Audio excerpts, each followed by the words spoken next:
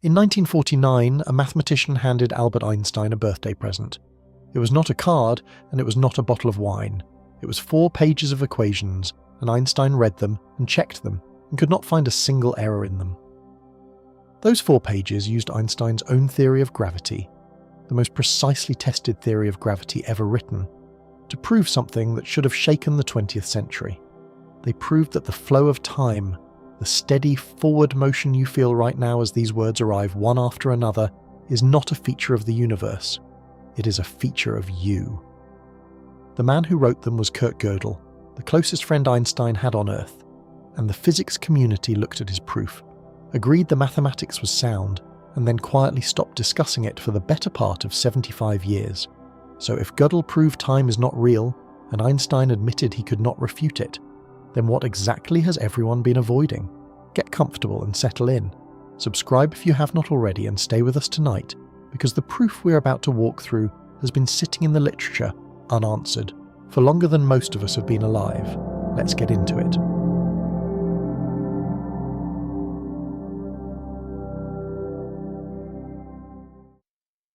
Part 1.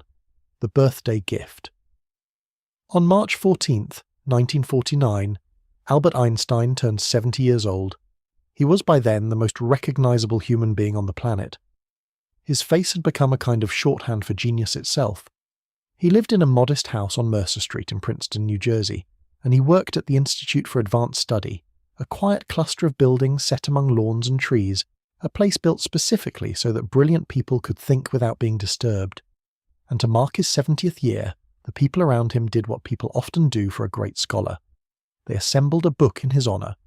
The book was edited by a philosopher named Paul Arthur Shilp, and it carried a title as grand as its subject, Albert Einstein, Philosopher-Scientist. It was produced as a signed, limited edition, just 760 copies in its first printing, the kind of object that becomes a treasured artifact the moment it leaves the press. Inside, the great names of 20th century physics and philosophy each contributed an essay. Some wrote about Einstein's work, some wrote about his life, some wrote tributes, warm and admiring, the kind of thing you write when a friend reaches a milestone and you want him to know what he has meant to you. It was a celebration, it was a gift, made of paper and ink and admiration. And then there was the contribution from one particular man. A man who, at that point, was probably Einstein's closest friend in the world. His contribution was not a tribute. It was not a reminiscence. It was not a warm essay about what Einstein had meant to physics or to the century. It was 4 pages long. It was dense with equations. And what those 4 pages contained, when you followed the mathematics all the way to the end, was a proof built entirely out of Einstein's own work. A proof that used the exact equations Einstein had spent a decade of his life constructing. The equations that describe how gravity bends the shape of space and time around every star and every planet and every black hole in the observable universe. And the conclusion of that proof, stated plainly, was this: time, the thing you are feeling pass right now, the steady forward motion from this moment to the next, the flow from past to present to future, is not a real feature of the universe. Now, I want to be careful here, because that sentence can be heard in a lot of soft, comfortable ways, and I do not mean any of them. I do not mean that time is relative, although it is. I do not mean that time is strange, although it certainly is. I do not mean that time is counterintuitive, or that it behaves differently near a black hole, or that it slows down when you move quickly. All of those things are true, and all of those things had already been absorbed into physics by 1949. They were not news. What this proof said was something else, something sharper and stranger and much harder to live with. It said that the passage of time, the actual flow, the sense you have that the universe is moving forward and carrying you along with it, is not a property of the universe at all. It is a property of you. It is a feature of your particular vantage point, a kind of structure built so deeply into human experience that almost nobody had ever thought to check whether the equations of physics actually supported it. Somebody finally checked, and the equations did not support it. And here is the part of the story that makes it almost unbearable to think about. The man who checked did not publish his result quietly, in some obscure corner of the literature where it could be ignored without anyone noticing. He handed it directly to Einstein. He placed those 4 pages into the 70th birthday volume of the man whose equations they were, in front of essentially every major physicist alive at the time. And then the physics community did something genuinely remarkable. They looked at the proof, they checked the mathematics, they confirmed it was valid, that there was no error, that it followed correctly from Einstein's own theory. And then, having confirmed it, they more or less stopped talking about it. For the better part of 75 years. The man who wrote those 4 pages was named Kurt Gödel. If you have heard that name before this video, it is almost certainly not because of what he did to time. It is because of something he had done 18 years earlier, in 1931, when he was 25 years old, and when he took the foundations of mathematics and quietly demonstrated that they could never be made fully secure. We will get to that because you cannot understand the man who broke time without first understanding the man who broke arithmetic, and they were the same person, and it was the same kind of mind doing the same kind of thing both times. But for now, hold on to the shape of this moment, a birthday, a celebration, a book full of tributes, and tucked inside that book, from the guest of honor's closest friend, a proof that one of the most basic features of being alive is a kind of illusion. You might reasonably ask how Einstein took it. We actually know the answer to that, because Einstein responded in writing, in the very same volume. He did not dismiss it. He did not wave it away. He wrote that the result constituted, in his own words, an important contribution to the general theory of relativity, and specifically to the analysis of the concept of time. He admitted something else too, something quieter and more revealing. He admitted that the problem Gödel had put his finger on was a problem that had disturbed him from the very beginning, from the moment he first built the general theory, and that in all the years since he had never managed to clarify it. And then he expressed a hope, just a hope. He hoped that Gödel's solution might somehow turn out to be excluded on physical grounds. He hoped, in other words, that the universe would turn out to be more restrictive than his own equations appeared to be. I want you to sit with the strangeness of that for a second. Einstein could not find a mistake in the mathematics. He could not point to a logical flaw. The father of general relativity, looking at a proof built from his own life's work, was reduced to hoping that reality would be kind enough to forbid what his theory permitted. That is not the posture of a man who has spotted an error. That is the posture of a man who has looked very hard for an error and failed to find one and does not like what that means. So that is where we begin. Not with an equation, but with a gift. A 4-page gift given on a birthday between 2 friends that quietly suggested the river of time you feel carrying you forward might not be a river at all. The question of how that gift came to exist, what it actually proved, why the man who wrote it understood reality so much better than he understood his own life, and why the world simply looked away from it for 3/4 of a century, is the story we are going to follow tonight.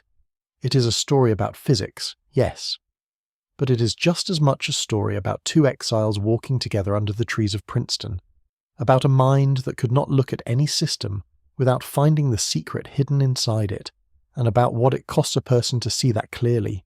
Get comfortable.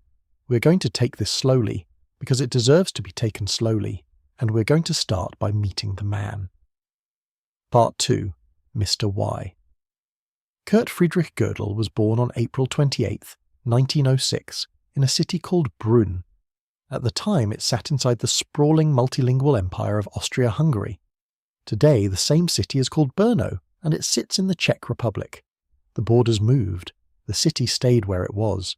That is a small thing to notice at the start of a life, but hold on to it, because this is a story about a man who spent his career discovering that the things we think are fixed, the things we build our certainty on, are often just labels we have agreed to lay over a deeper and stranger reality. His family was comfortable. His father, Rudolf, was the managing director of a textile firm, a practical and successful man. His mother, Marianne, was well educated, having studied for a time in France, and she gave the household a cultured, literate atmosphere. There were servants. There was a governess. There was an older brother, also named Rudolf, born 4 years earlier, who would grow up to become a radiologist, a doctor who looks at the hidden interior of the body. It is a quiet little irony that the brother spent his life imaging what is hidden inside people, and Kurt spent his life imaging what is hidden inside ideas, and from very early on it was obvious that the younger boy was different. The family had a nickname for him. They called him, in German, der Herr Warum. It translates roughly as Mr. Y. They called him that because from the moment he could talk, he asked questions. Not the ordinary stream of questions that any curious child produces, but a relentless, systematic, almost unnerving flow of them. He wanted to know why about everything. Why this, why that, why the thing behind the thing. He did not stop. A child who asks why once is curious. A child who asks why about the answer to the why, and then why about that answer, is doing something else. He is testing whether explanations actually hold up. He's following the chain of reasons as far as it will go to see if it ends somewhere solid, or if it just trails off into the dark. That instinct, the refusal to accept an explanation just because an adult offered it confidently, is the same instinct that would, decades later, make him pick up Einstein's equations and ask, very politely and very persistently, "But does this actually require time to be real?" When he was 6 years old, something happened that would shape the rest of his life in a way nobody could have predicted at the time. He fell ill with rheumatic fever. It is a serious illness, an inflammatory disease that can, in some cases, leave lasting damage to the heart. Kurt recovered. He recovered completely. The illness passed, and his body was, by every medical measure, fine. But 2 years later, when he was 8, he did something that was very much in character for a boy called Mr. Y. He found a medical textbook, and he read about the disease he had survived. And he read that rheumatic fever can damage the heart. And he became convinced, on the strength of that reading, that his own heart had been permanently and secretly injured.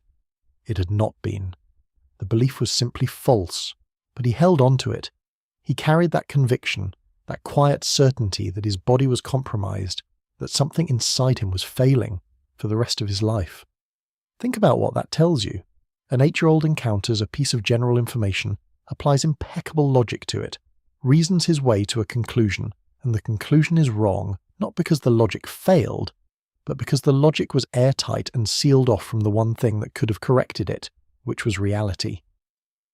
He had built a small, perfect, internally consistent system of belief about his own heart, and the system did not care that it was false. This is the first appearance of something we're going to see again at the very end of this story, in a much darker form. For now, just notice it. The same mind that could follow a chain of reasoning further and more honestly than almost anyone alive was also a mind that could be trapped inside a chain of reasoning, sealed in, unable to get out. Both of those things were true about him from childhood. They were two faces of the same extraordinary gift. At school, at the gymnasium in Brünn, he was unsurprisingly exceptional. The accounts of his school years have an almost unreal quality to them. He is said never to have received a grade below the highest mark available, in any subject, across his entire time there. There is a detail that gets repeated about his Latin, that in his whole school career he never made a single error in Latin grammar. Not a rare error, not an occasional error, not one. By the time he was 16, he was reading Immanuel Kant, one of the most demanding philosophers in the Western tradition, and he was working through mathematics at a university level, years before he would actually enter a university. He did enter one in 1924 at the age of 18. He went to the University of Vienna, and here is a fork in the road that matters for our story, because Kurt Gödel did not initially go to Vienna to study mathematics. He went intending to study theoretical physics. The young man who would one day hand Einstein a proof about the physics of time arrived at university wanting to be a physicist. What turned him was a series of lectures.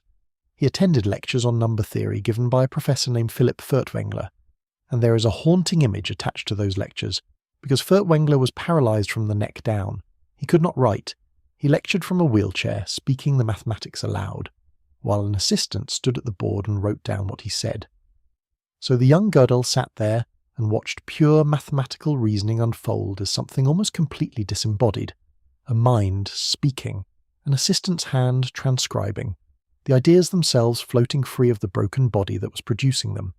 For a young man who already suspected in his bones that mathematical truth was something that existed independently of human beings, something discovered rather than invented, that image must have landed like a confirmation. He turned toward mathematics, and he did not turn back. In Vienna, he found his way into one of the most famous intellectual gatherings of the 20th century. It was called the Vienna Circle. It was a group of philosophers and scientists who met regularly to talk about the foundations of knowledge, the meaning of language, and the proper basis of science. Its leading figure was a philosopher named Moritz Schlick. Another central member was Rudolf Carnap. There were others, regulars, sharp minds, all of them. And the young Gödel attended their meetings faithfully throughout the late 1920s. He showed up, he listened. He almost never spoke. And here is the quietly astonishing thing about those years. He disagreed, privately and almost completely, with nearly everything the Vienna Circle believed. The Vienna Circle championed a philosophy called logical positivism. At its heart was a single, bracing idea. The idea was that a statement only has real meaning if it can be verified, either by sense experience, by observation and measurement, or by pure logic. And anything that could not be checked that way, anything in the realm of metaphysics, of grand claims about the ultimate nature of reality, was to be treated not as false, exactly, but as meaningless, as literally not even the kind of thing that could be true or false. It was a powerful, clarifying, and at the time wildly influential way of thinking. It was the cutting edge, and Kurt Gödel, sitting quietly in those meetings, rejected it down to the root. Because Gödel was, by deep conviction, a Platonist. That word comes from the philosopher Plato, and in this context it means something specific. It means he believed that mathematical objects, numbers, sets, geometric forms, the structures of mathematics, are real. Not real in the sense of being made of matter, but real in the sense of existing independently of human minds. He believed the number 7 was not invented by people. He believed it was discovered, the way a continent is discovered, that it was out there in some non-physical but entirely objective sense, before there were any humans to think about it, and that it would still be out there after the last human was gone. He believed that truth, mathematical truth, exists on its own, and that our formal systems, our axioms and our proofs are just our limited human attempts to catch hold of something far larger than the nets we use to catch it. He kept this quiet during the Vienna years. He was a young man in a room full of established thinkers who believed the opposite.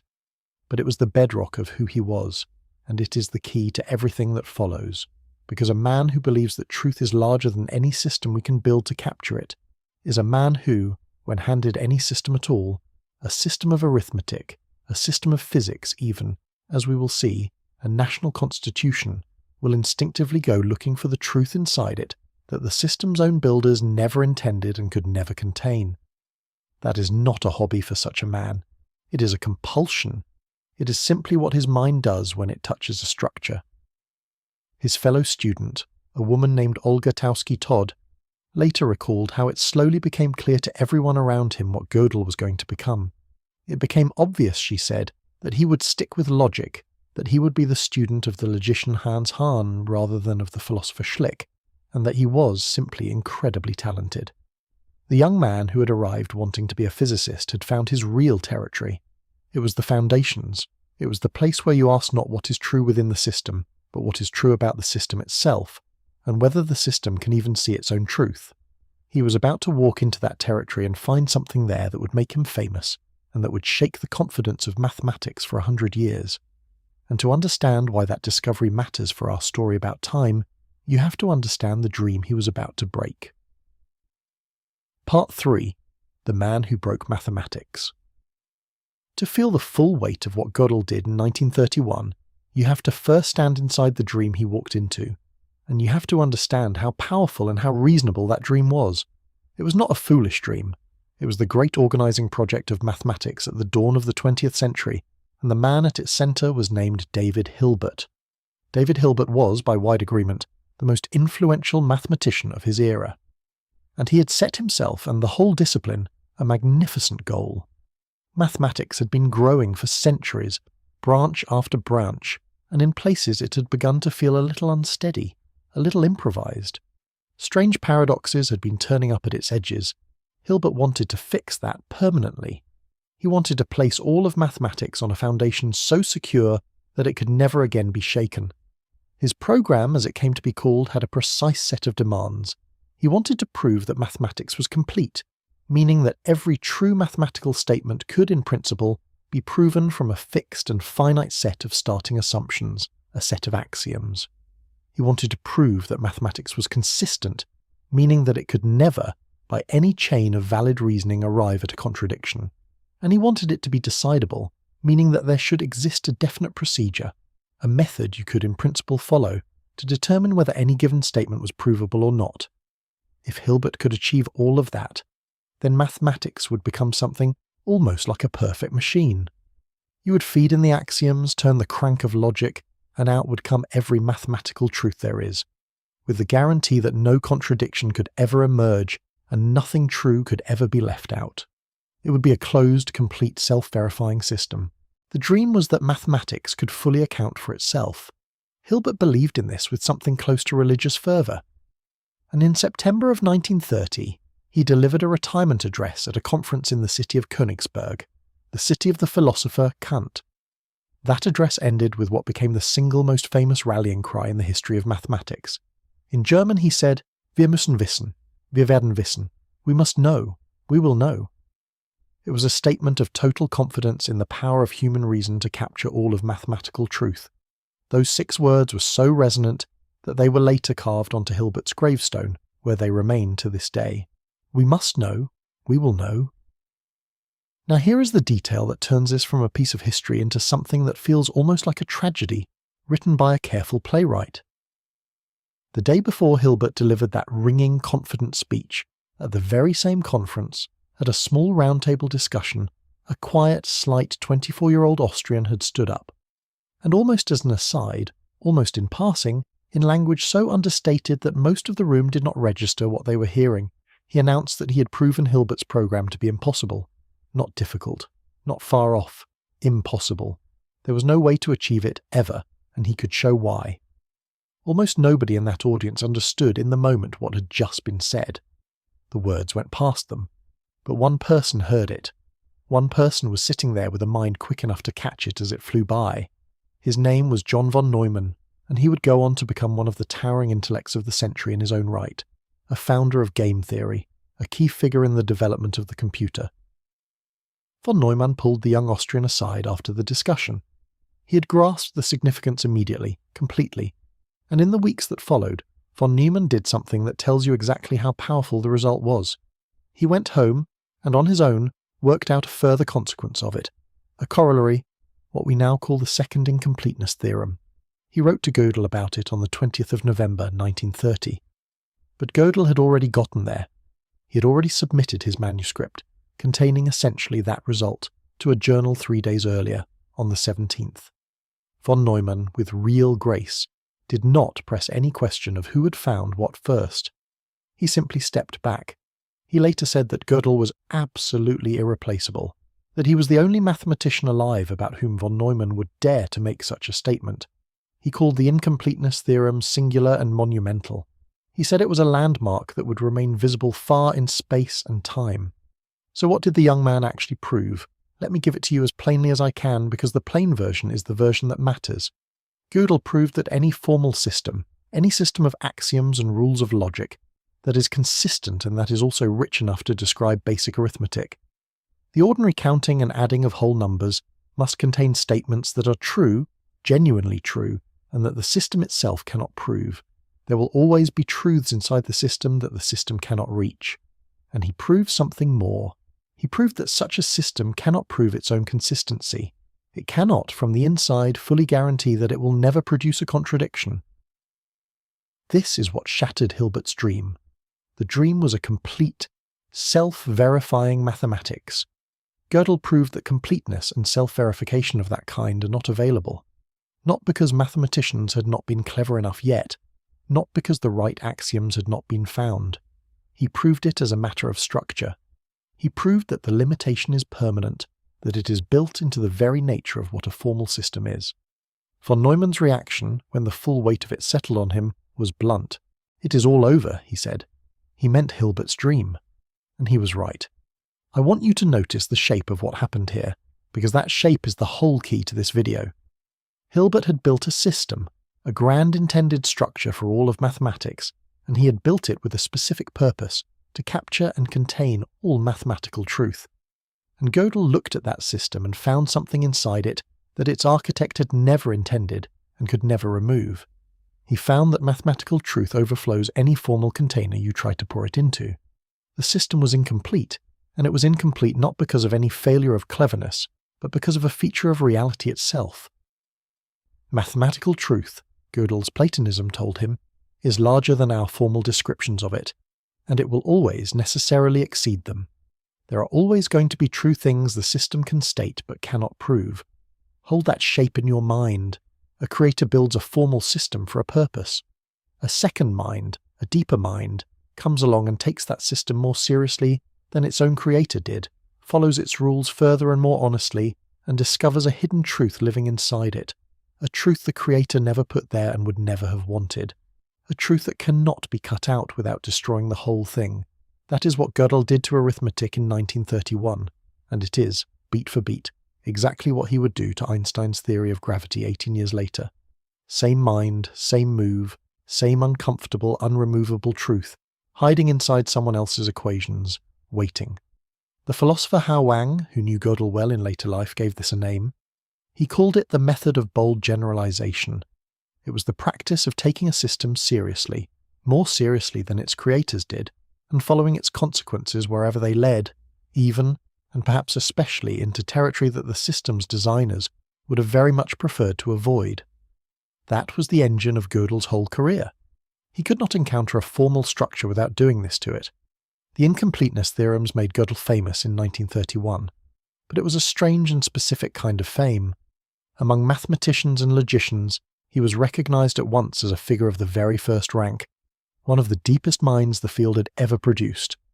Among the general public he was completely unknown, and he would remain so. And among a good number of working mathematicians, the result was received with something between confusion and quiet resentment, because the message it delivered was not a welcome one. It told mathematics that it had permanent limits. It told mathematicians that there would always be true statements they could never prove, that no amount of effort or brilliance would ever make their subject fully self-contained. That is a hard thing to hear about the discipline you have devoted your life to. Some people simply did not want to hear it. And so, even at the very start of his career, Gödel had established the pattern that would define his life. He found something true. The truth was uncomfortable, and the world's response to the discomfort was, very often, to look slightly away. The 1930s, the decade after his great triumph, were not kind to him. His mental health, never robust, began to fray. There was a particular blow in June of 1936. Moritz Schlick, the founder of the Vienna Circle, the man at the centre of that intellectual world Gödel had come up in, was shot and killed on the steps of the University of Vienna by a former student. The murder was an ugly thing, driven by a tangle of personal grievance and the poisonous political currents of the time. The killer received a light sentence and was, by some, treated as a hero. The whole episode shook Gödel badly. He later called 1936 one of the 3 worst years of his life. He spent time in sanatoria. His weight dropped. He began, for the first time, to develop the particular fear that would eventually destroy him. He became convinced that people were trying to poison him. Records from this period show him trying to acquire a handbook on toxicology. The man who could see the hidden structure of mathematics with perfect clarity was beginning, in parallel, to construct a hidden structure of threat around himself, equally airtight, equally sealed, and equally immune to correction by the actual facts of his life. But the 1930s also brought him the one relationship that would, for a long time, hold him together. In 1938 he married a woman named Adele. She was not an intellectual. She had no university education. She had been a dancer. She was about 6 years older than him. She had been married before, and she came from a different social world entirely. And Gödel's parents disapproved of the match on grounds of class and age and religion. The courtship had lasted 11 years, and none of the disapproval mattered, because Adele was precisely what Kurt Gödel needed. She was warm, she was practical, she was earthy and direct and entirely undaunted by either his genius or his growing illness. She called him, affectionately, her strapping lad, which, given how slight and frail he actually was, tells you something about the gentle, teasing, protective quality of how she loved him. People who knew them both said it was a revelation to see Gödel relax in her company, that she could reach a part of him that no theorem and no colleague ever could. Remember her. Remember that she could get him to eat, that she stood between him and the worst of his fears. Because the question of what happens to a man like this when that protection is finally removed is a question this story is going to have to answer, and the answer is the hardest part of all of it. Part 4. Two Exiles. Walking. By the end of the 1930s, the world Gödel had grown up in was disappearing. In March of 1938, Austria was absorbed into Nazi Germany in the event known as the Anschluss. And the consequences for Gödel were immediate and concrete. His academic position in Vienna evaporated. The particular title he had held, the one that granted him the right to lecture at the university, was abolished by the new regime. He applied for a position under the restructured Nazi system, and he was rejected. And then it got more dangerous than a matter of careers, because the authorities classified him as fit for military service. This was a man with a long history of nervous collapse, a man whose health was fragile in every direction, and the very real prospect in front of him was being drafted into the German army. He and Adele had to get out, but the obvious route was closed. They could not simply sail west across the Atlantic, because the Atlantic was a war zone, patrolled by German submarines, and the ports of occupied Europe were under surveillance. So they did something extraordinary. They went the other way. They went east. In January of 1940, Kurt and Adele Gödel boarded a train in Vienna, and they began one of the most improbable journeys in the history of science. They crossed the entire breadth of the Soviet Union in the dead of winter, riding the Trans-Siberian Railway, thousands of miles of frozen country rolling past the windows, all the way to Vladivostok on the Pacific coast. From Vladivostok they took a ship to Japan. From Japan they took another ship, across the whole width of the Pacific Ocean, to San Francisco. And from San Francisco they crossed the United States by train, coast to coast, to Princeton, New Jersey. The whole journey covered something like 15,000 miles. They had escaped a continent by going around the back of the world. They arrived permanently on the 4th of March, 1940. And here is a detail that will ache more by the end of this video than it does now. That journey, that 15,000-mile arc across Siberia and the Pacific, was the farthest Kurt Gödel would ever travel from Princeton. He would never leave the United States again. He would spend the remaining 38 years of his life within a few miles of the Institute for Advanced Study. And as the years passed and his illness deepened, that radius would shrink. First it was the town. Then it was, increasingly, the few rooms of his house on a quiet street called Linden Lane. And at the very end it would be the confines of a hospital. The man who proved that the boundaries of past and future are not as fixed as we think spent his life inside boundaries that pulled in, slowly and steadily around him. But the 1940s, when he first arrived, were not yet the years of contraction. They were, in their strange and quiet way, the best years he had, because it was at the Institute for Advanced Study, in the peculiar greenhouse atmosphere of that place, full of exiles and refugees and the displaced brilliance of a broken Europe, that the friendship at the centre of our story began to deepen into something genuinely without precedent. I want you to picture the Institute for a moment. Imagine an autumn afternoon in Princeton. The air is cool, the light is going low and golden through the trees, and on one of the paths between the buildings 2 men are walking together, slowly, the way you walk when the conversation matters more than the destination.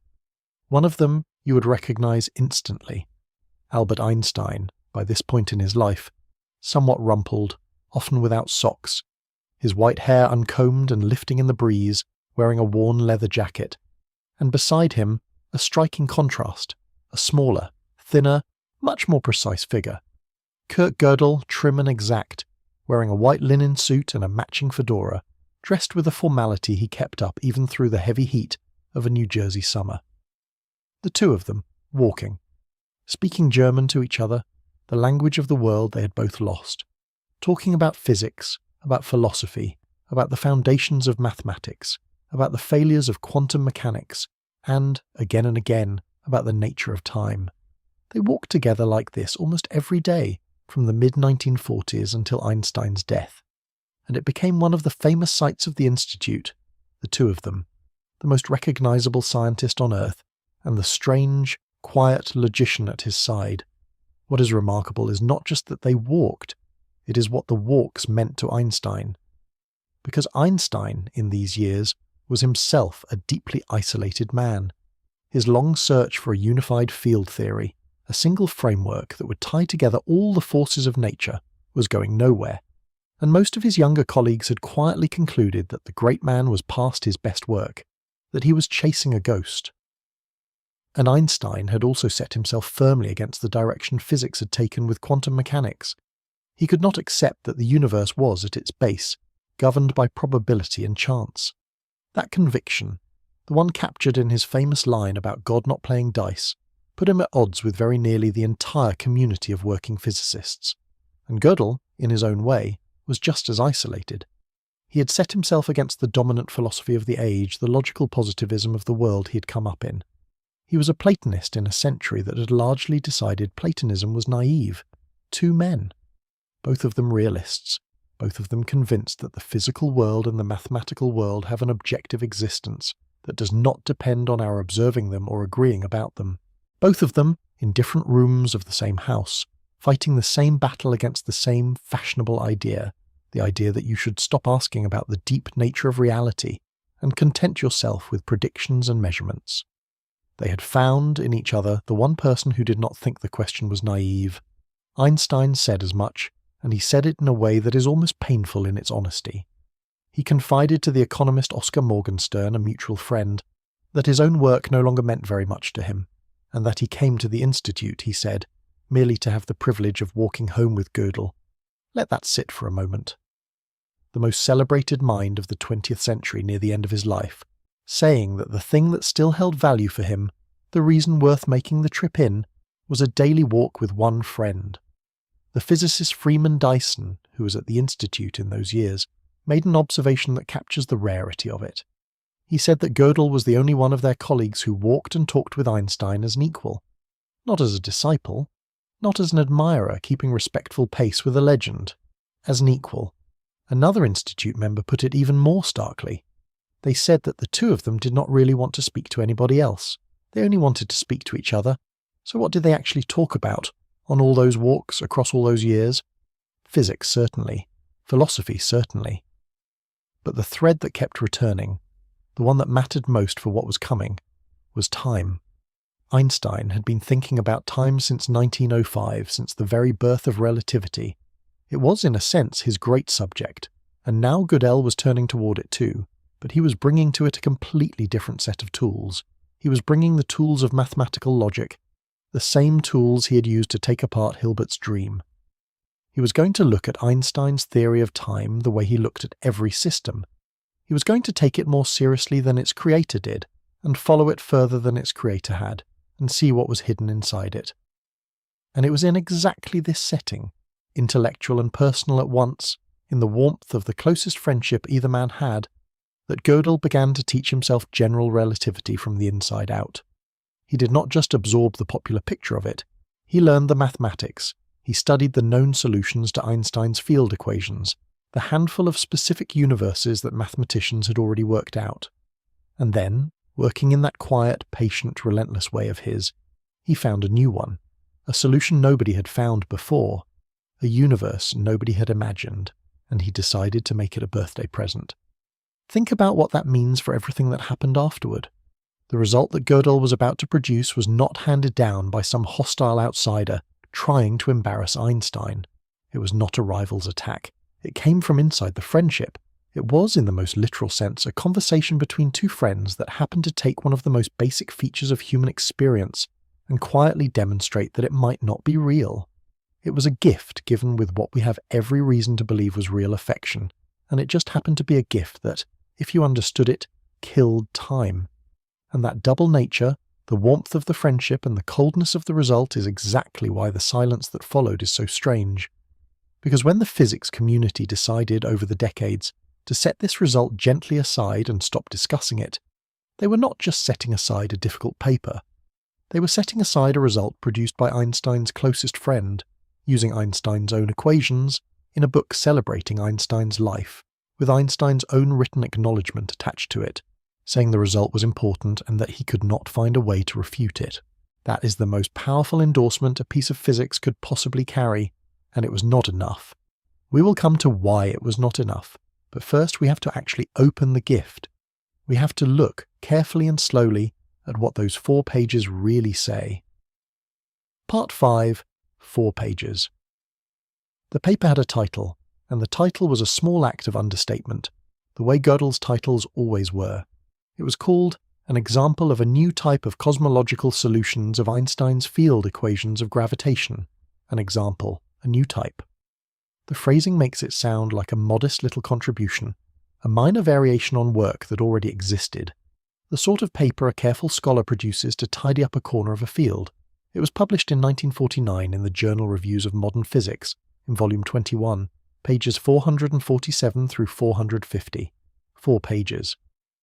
And in those 4 pages, behind that mild and modest title, Gödel presented the first exact solution to Einstein's equations in which travel into the past is permitted, not in some special corner, but for every observer, at every point throughout the entire universe.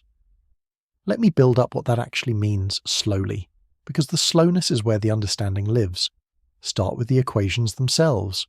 Einstein's field equations of general relativity are not a vague idea. They are a precise mathematical description of how matter and energy shape the geometry of space-time, and how that geometry in turn tells matter how to move. When you want to use the theory to describe a particular situation, a star, a black hole, an entire universe, you have to solve those equations for that situation. You have to find a specific geometry that satisfies them.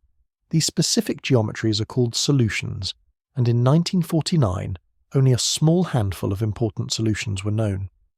There was the one describing the space around a single, non-rotating mass, like an idealized star. There were the solutions describing an expanding universe, the kind of universe we appear to actually live in, which had been worked out by a Russian named Alexander Friedmann. These were the textbook universes, the standard cases. Gödel found a new one, and the universe his solution describes is, frankly, beautiful, in a strange and abstract way.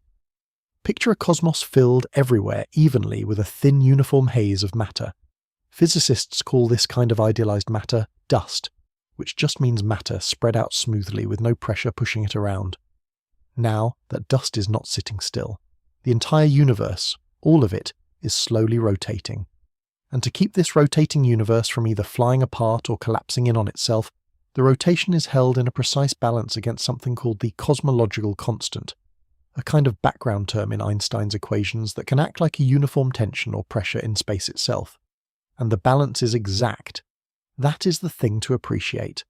In Gödel's universe, every quantity is locked to every other quantity in a precise relationship. The cosmological constant, the density of the dust, the rate of rotation, they're all tied together by the mathematics into one self-consistent whole. The angular velocity of the matter, the speed at which the whole cosmos turns, is fixed by the density of the dust within it. You cannot adjust one without adjusting the others. It is a single, rigid, perfectly fitted structure. And here is the part that physicists found genuinely impressive, and that I want you to hold on to, because it is what makes the result impossible to wave away. Gödel's universe is not a sloppy solution. It is not a mathematical mess full of places where the equations break down. By the standards mathematicians actually use to judge these things, it is exceptionally well behaved. It is homogeneous, which means that every single point in it looks exactly like every other point. There is no center, there is no edge, there is no special location anywhere in it. It has no singularities, no points where the mathematics blows up or the geometry tears. It is what mathematicians call geodesically complete, which means a particle could travel through it forever, without ever running into a boundary or an end. It even possesses more symmetry than the standard expanding models of cosmology. By every ordinary measure of what makes a solution to Einstein's equations clean and legitimate and real, Gödel's universe passes. It is, technically speaking, a perfectly valid universe. Just dust and rotation and a cosmological constant, all fitted together with no pathologies and no exotic ingredients. There is exactly one thing wrong with it, and it is the one thing this entire video is about. Gödel's universe contains closed time-like curves. You need to understand that phrase, because it is the hinge on which everything turns, so let me build it up piece by piece. In general relativity, space-time is not a passive stage on which events happen. It is itself a geometric structure, something with a shape, and attached to every single event, every point in space-time, there is something called a light cone. The light cone is, in a sense, the local map of what is possible. Its surface is traced out by light rays leaving that point, and the inside of the cone, the region physicists call time-like, is the set of all the futures genuinely available to anything that has mass, anything moving slower than light. If a path stays inside the cones, it is a path a real object could actually follow. A time-like curve, then, is a path through space-time that stays inside these light cones at every point along its length. It represents a physically realizable journey, an actual possible history for a thing with mass. And here is the crucial property of an ordinary time-like curve. It points forward. It always points forward. You're tracing one right now. Your life, the path you follow through space-time from your birth to your death, your world line, is a time-like curve, and it goes one way, from the past toward the future, from cause to effect. You move forward along it, you age, you never double back. That forward-pointing character is so total, so without exception in ordinary experience, that we do not even think of it as a feature. We think of it as just what time is. A closed, time-like curve is a time-like curve that loops. It is a path that obeys every local rule, that stays inside the light cones the whole way, that always points forward in time from the perspective of anyone travelling it, and yet that returns to its own starting point. An observer travelling along a closed time-like curve would, from their own local point of view, experience nothing strange about the direction of time. They would always feel themselves moving forward. They would age normally. They would perceive every cause coming before its effect, exactly as you do. And they would nonetheless arrive back at the precise event from which they set out. They would meet their own younger self, not someone who looks like their younger self, not a copy. The actual same person at an earlier moment, because the curve returns to the actual same point in space-time. The path is closed in the same way a circle is closed, not because the traveller ever turned around, but because the geometry of the space itself curves back and joins up with where it began. How does this happen in Gödel's universe? It happens because of the rotation. The rotation of all that matter does something to the light cones. Near any given point, the cones behave as you would expect, pointing more or less straight up into the future, with space looking like space and time looking like time. But as you move outward from that point in a particular direction, the cones begin to tip.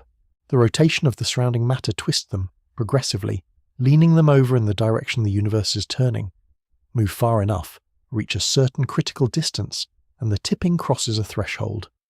A direction that, near the centre, was a spatial direction, a direction you simply could not travel along without exceeding the speed of light, tips so far over that it becomes a time-like direction. It becomes a direction you can move along at less than light speed, and once a direction that loops around becomes a direction you can legally travel in time, you can travel in a circle in time, as naturally as you can walk in a circle on the ground. Now, I want to be honest about the practical side of this, because Gödel was honest about it, and because the honesty is part of the point. These closed time-like curves are not gentle. They are not paths you can drift along passively, the way a planet drifts along its orbit around a star without spending any fuel.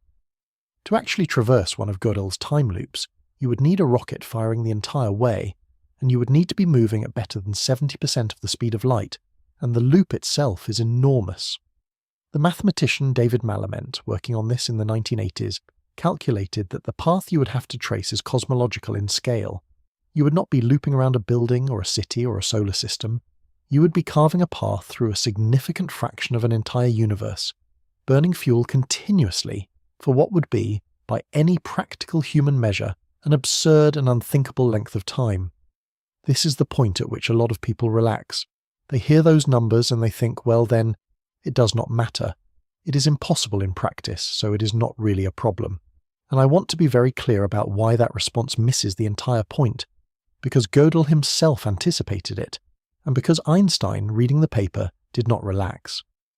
The difficulty of traversing the loop is an engineering question.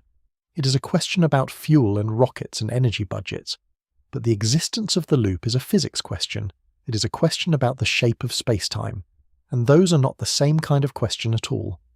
Imagine standing on the bank of a river. The river is genuinely crossable.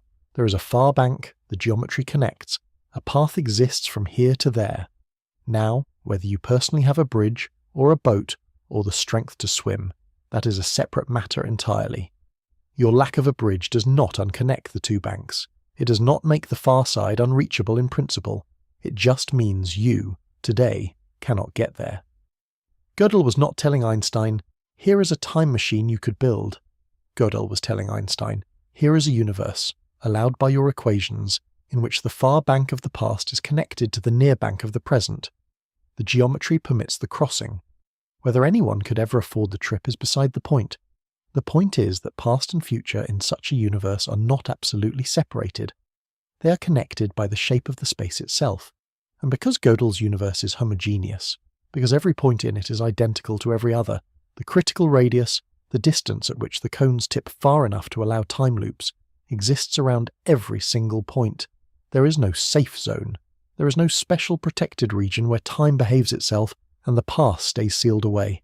Closed time-like curves thread through every event in the entire universe.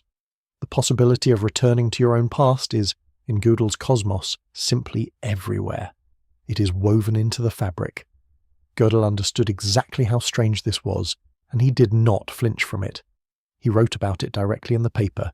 He noted that this state of affairs seems to imply an absurdity, because, he pointed out, it enables one to travel into the near past of those places where one has oneself lived. And there, he wrote, a traveller would find a person who would be himself at some earlier period of his life, and that traveller could do something to this earlier person, something that, by his own memory, he knows did not happen to him. That is the grandfather paradox stated with the logician's precision, and here is the thing that separates Gödel from almost everyone who has ever stumbled onto a time loop in physics. He did not present the paradox as a problem to be solved, a flaw to be patched. He wielded it. His reasoning was clean and merciless. If the laws of physics permit a situation that contradicts the very notion of temporal order, the very idea of a fixed past and an open future, then temporal order is not a law of physics. It is something else. It is something less fundamental. The paradox was not, for Gödel, a reason to reject the time loops. The time loops were, for Gödel, a reason to reject our assumptions about time. Now Einstein read this. He read these 4 pages, and remember what we said about how he responded in writing, in the very same birthday volume. He called it an important contribution to the analysis of the concept of time.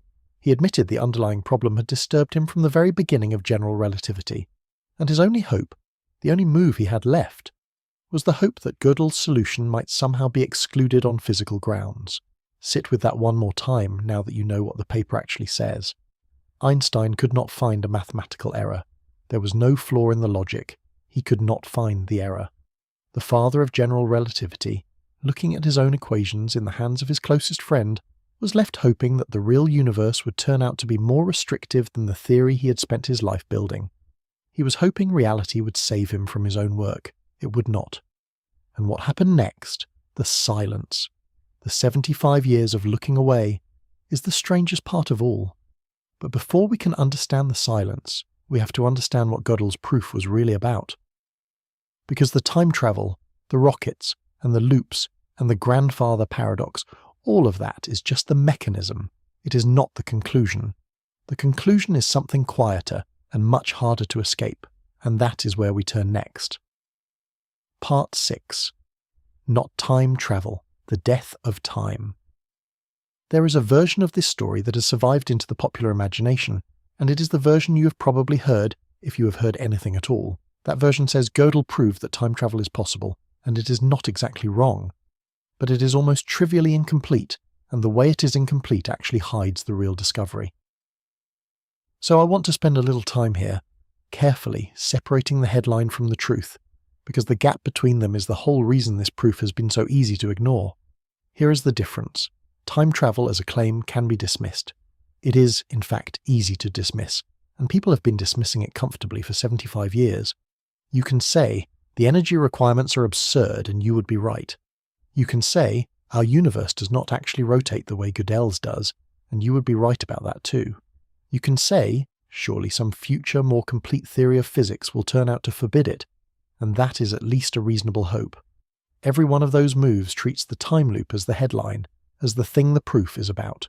And if the time loop is the thing the proof is about, then yes, you can file the whole result under interesting but irrelevant, a clever curiosity, a what if, and move on with your day. That is exactly what happened. But the time loop is not the thing the proof is about. The time loop is the mechanism. It is the tool Gödel used. The conclusion, the actual discovery, is something else, and it cannot be dismissed in any of those easy ways. The discovery is this: the flow of time, the passage of time, the steady forward motion from past to future that you feel as the most basic fact of your existence is not required by the laws of physics, and therefore it is not a fundamental feature of reality. It is optional. It is, in a precise sense we will unpack in a moment, an accident. Do you feel the difference between those two claims? Time travel is possible is a statement about what a sufficiently advanced civilization might one day engineer. The flow of time is not fundamental is a statement about what reality is, right now, underneath everything, whether or not anyone ever builds anything. The first is a story about the future. The second is a fact about the present, about this present, the one you are sitting in. And it is the second one that Gödel actually proved. The time travel was just how he got there. He needed the time loops as a kind of crowbar, a way to pry open the assumption nobody had ever examined. Once the assumption was pried open, the time loops had done their job. What was left was the much larger, much quieter thing underneath. And this is where I want to bring back something we saw at the very start of this story, because the shape of it should be familiar to you by now. Think back to 1931. Think back to Hilbert's dream of a complete, self-contained mathematics and what Gödel did to it. He didn't bring in some new outside fact to refute Hilbert. He took Hilbert's own system, the formal structure Hilbert himself had built, and he looked inside it, and he found something its architect had never intended and could never remove. He found the hidden truth a system's makers never put there. That was the move, that was the signature, and now look at what he did in 1949. He did not bring in some new outside physics to refute Einstein. He took Einstein's own equations, the formal structure Einstein himself had built, and he looked inside them, and he found something its architect had never intended and could never remove. He found, living inside general relativity, a universe in which time does not flow. The hidden truth a system's makers never put there. It is the exact same move. It is the method of bold generalization again, taking a system more seriously than its own creator did, and following it all the way down to the thing at the bottom that the creator would have preferred not to find. Gödel did it to arithmetic, and mathematicians have lived with the consequences for a century. He did it to general relativity, and physics has spent 75 years pretending he did not. Notice, too, how deep the parallel actually runs, because it is not just a matter of style. In both cases, Gödel found that the system contains more than its creator intended, and that the excess cannot be removed without destroying the system. Hilbert designed his axioms to capture all of mathematical truth. Gödel showed that mathematical truth overflows any such set of axioms, that there are always truths the system can state but cannot prove, and that this is not a fixable bug, but a permanent structural feature.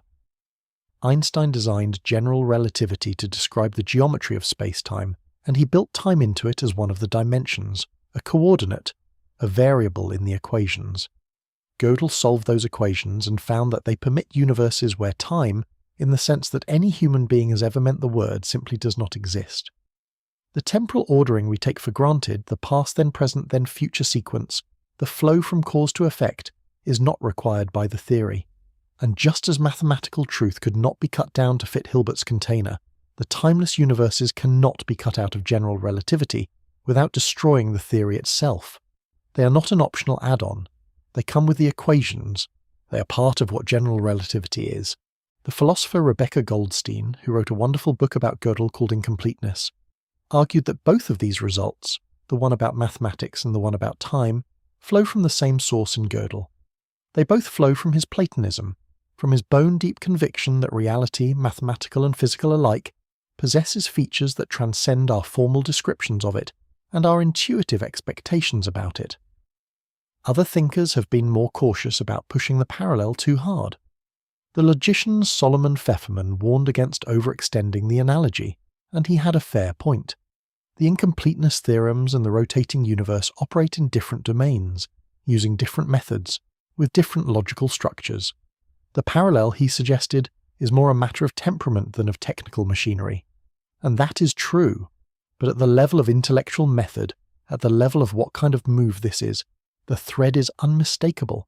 It is the same man doing the same characteristic thing, taking a beautiful, confident, carefully constructed human system and gently, rigorously, showing it what it actually contains. So from here on, I want you to drop the phrase time travel from the front of your mind. It is the wrong frame. It makes you think about rockets and paradoxes and science fiction.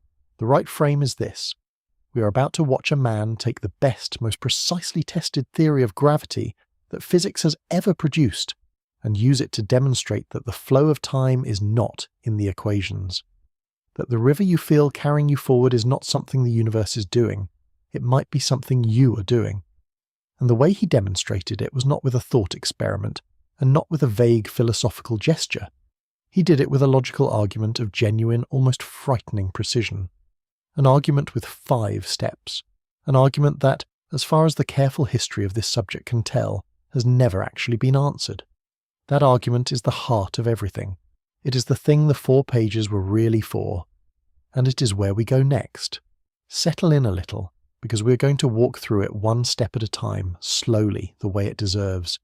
By the end of it, you may find that the most ordinary feeling you have, the feeling of this moment happening, looks a little different than it did when this video began. Part 7. The 5 Steps. Alongside the 4 pages of mathematics, Gödel published a second, shorter piece. It appeared in the same birthday volume for Einstein, and it carried another of his characteristically modest titles. It was called A Remark About the Relationship Between Relativity Theory and Idealistic Philosophy. A remark, as though he were just jotting down a passing thought. What that essay actually contained was a philosophical argument built with the same care and the same rigour he brought to mathematics. It had 5 steps, and I'm going to walk you through all 5 slowly, because this argument is the real engine of the whole story, and because, in the 75 years since, nobody has managed to take it apart. Step 1. Gödel begins by asking a simple, almost innocent question. What would it actually take for the passage of time to be real? Not for time to exist as a dimension, a coordinate. For the passage of it, the flow, to be a genuine feature of the universe. And he gives a precise answer. For the passage of time to be real, reality must consist of an infinity of layers of now, coming into existence one after another. There must genuinely be a present, a thin slice of now, and the past must genuinely no longer exist, and the future must genuinely not yet exist, and the present must be the moving boundary between the two. That is what it would mean for time to really pass. The set of all things that exist would have to be constantly changing, one layer of now replaced by the next, the universe forever shedding its past and acquiring its future. If that picture is correct, time passes. If that picture is not correct, then whatever you are feeling, it is not the universe passing through time. Step 1 is just nailing down what the claim even means. Hold on to it. An infinity of layers of now coming into being one after another. Step 2.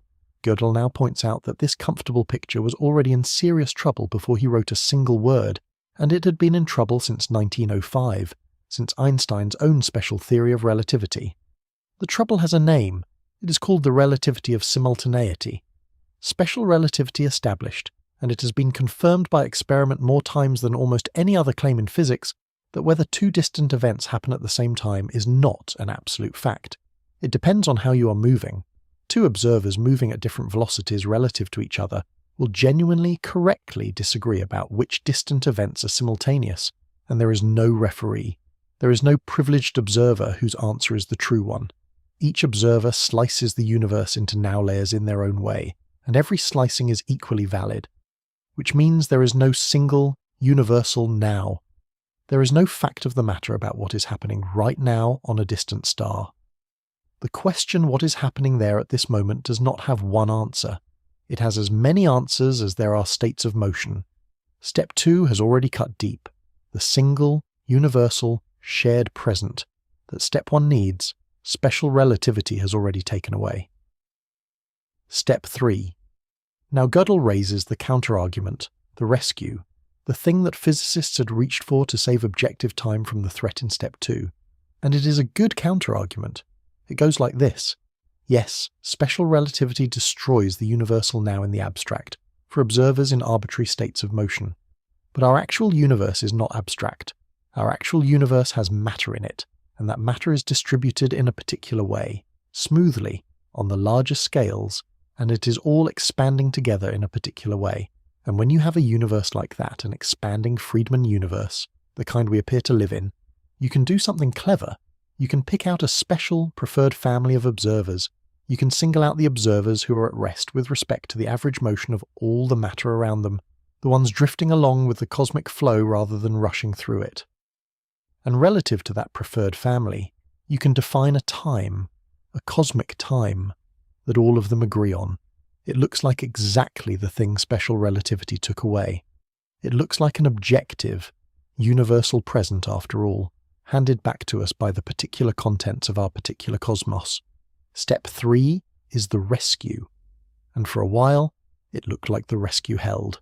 Step 4. This is where Gödel brings in his rotating universe, and this is where the rescue dies. Because Gödel's universe is also a perfectly valid solution to Einstein's equations, it is also a lawful cosmos, just as much as the expanding Friedman universe is. And in Gödel's universe, the rescue of step 3 simply does not work. There is no way, none, to define a consistent cosmic time. You can try. You can propose any slicing of his universe into layers of simultaneous events that you like.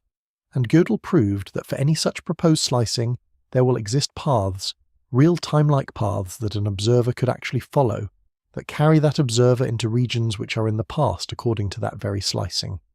Every proposed now gets violated. Every attempt to lay down a universal present and have it hold up fails. In Gödel's universe, the concept of a cosmic time marching steadily forward cannot even be constructed.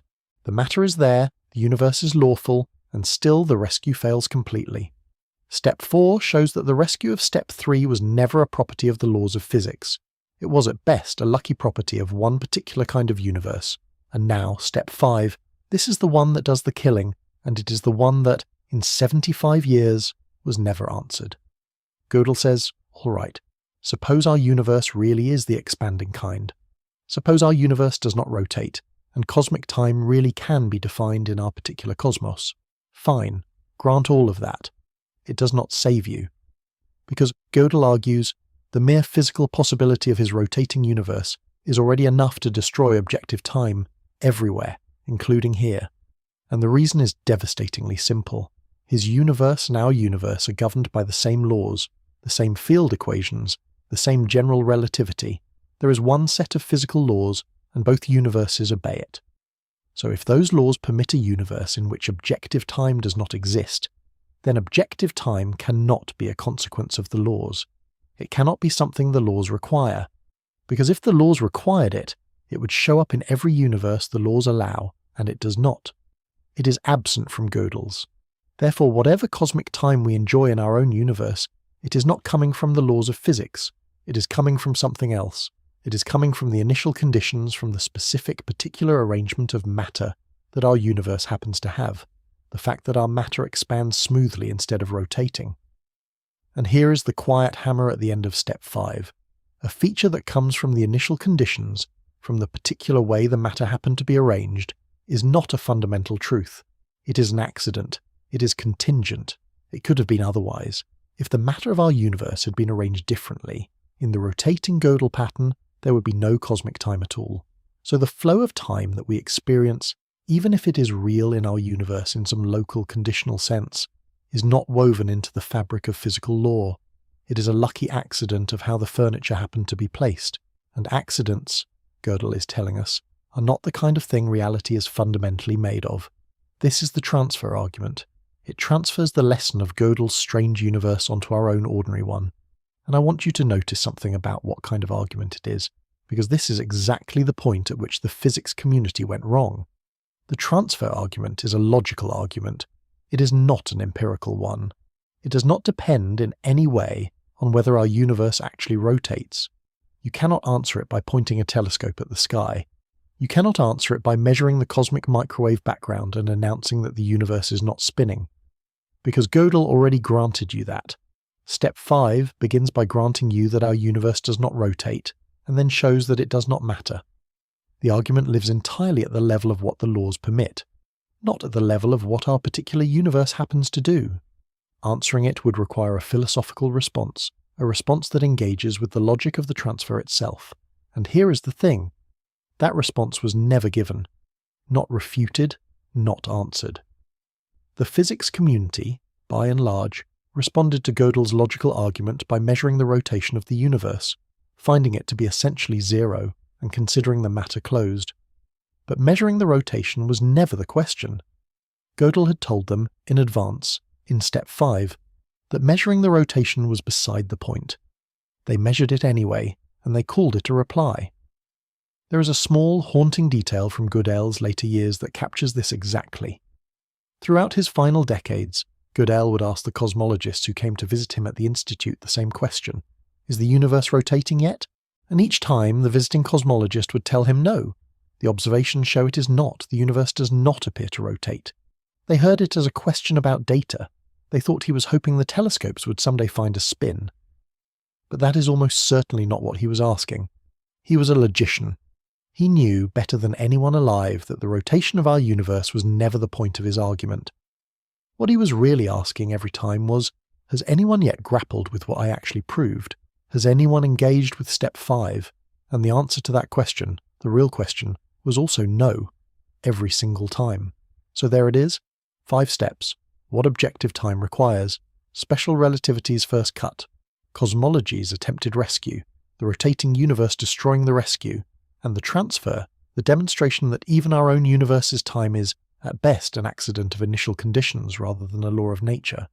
Gödel strengthened the result even further with an addendum he added in September of 1949, in which he noted that he had since discovered solutions with no universal time existing for any value of the cosmological constant at all. So the death of time was not even an artifact of one finely tuned number. It was woven through the whole theory. But the argument is not finished doing its work to you, because there is one more turn of the screw, the implication that takes this from an abstract point about possible universes and presses it directly against your own chest, against this moment, the one you are in right now. That turn is where we go next, and it is the place in this whole story where, if you are anything like Einstein, you will look for the flaw and you will not find it. Part 8. The feeling is not evidence. Let me pose the objection that you are probably holding right now, because it is the natural one, and it is the one that feels unanswerable. The objection goes like this. All of that is very clever, and the logic may even be airtight, but I can feel time passing. Right now, I can feel it. I feel this sentence arriving after the last one. I feel my attention moving forward. I feel the present happening. Surely that feeling, the most direct and immediate experience I have, the most certain thing in my entire life, surely that counts as evidence. Surely the universe cannot simply overrule what I am directly experiencing. It is a powerful objection. And Gödel, with the precision that defined him, took that exact objection and dismantled it. Not by denying the feeling, he never denied the feeling. He dismantled it by showing that the feeling cannot do the job you are asking it to do. The feeling is real. That is not the same as the thing it seems to point at being real. And to see why, I want you to do something. I want you to step inside Gödel's universe and live there for a moment. Imagine you have been born into the rotating cosmos that Gödel described. You have lived your whole life there. And I want you to ask yourself, honestly, what would your inner life be like? The answer is the heart of everything, so let it land slowly. Your inner life, in Gödel's universe, would be exactly, precisely, indistinguishable from your inner life right now. You would feel the seconds tick forward. You would have memories of a morning, and you would experience them as a real past genuinely gone. You would have expectations about an evening, and you would experience them as a real future genuinely not yet here. You would feel the present happening, this thin bright edge of now sliding forward. You would perceive every cause coming before its effect. You would feel yourself moving through time, carried along, exactly the way you feel it as you sit here listening to these words. There would be nothing at all, in your subjective experience to tell you that anything was different. And yet, in Gödel's universe, time does not objectively pass. We just spent an entire part of this video establishing that. There is no consistent global now in his cosmos. There is no objective ordering of all events into a single before and after sequence. The thing you would be feeling, the flow, would have no objective counterpart out there in the universe at all. The feeling would be running vividly, completely, convincingly, in a universe where the thing the feeling seems to report does not exist. Now turn that around. Sit with what it does to your objection. You said, I can feel time passing, therefore time passes. But you have just seen, by construction, that the feeling of time passing can exist with full intensity in a universe where time does not pass. The feeling is compatible with both possibilities. It is compatible with a universe where time genuinely flows, and it is equally compatible with a universe where it does not. And a piece of evidence that is equally compatible with both answers is not evidence. It cannot distinguish between them.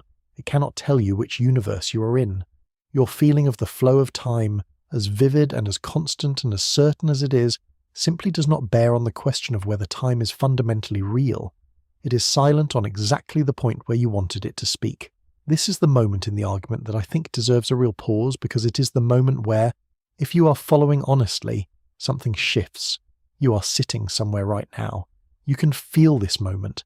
It feels like it is happening, like it is the live edge of reality, distinct from the dead and settled past, open toward an unwritten future. That feeling is the bedrock. It is the most obvious fact in your life.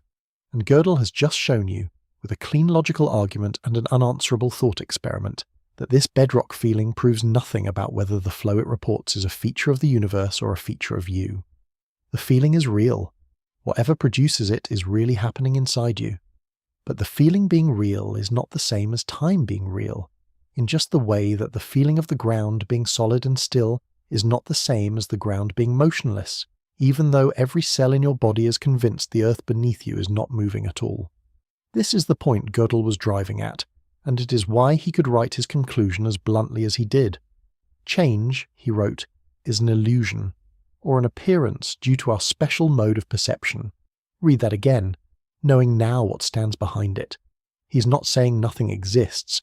He's not saying you are imagining the universe. He is saying that the apparent flow, the apparent passage, the apparent coming into being of one moment after another is something contributed by the perceiver. It is the special mode of perception that human beings happen to have.